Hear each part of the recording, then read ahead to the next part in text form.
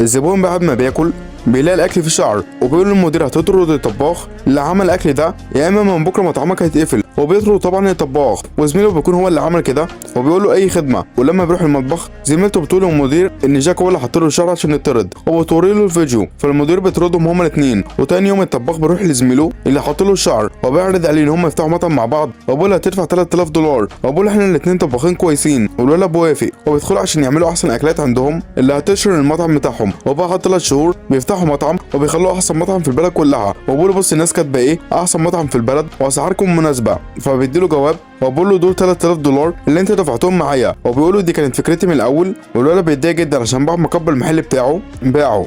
فتاني يوم بيروح يولع المطعم بس ما بيقدرش يعمل كده وبيطلع يجري. وبيروح له تاني يوم على البيت وبيقول له انا شفتك وانت بتحاول تولع المطعم. وبيقول له كويس انك ما عملتش كده. وبيقول له ال 3000 دولار دول مش اللي انت دفعتهم، دول مكسبك. وبيطلع ان هو كان بيهزر معاه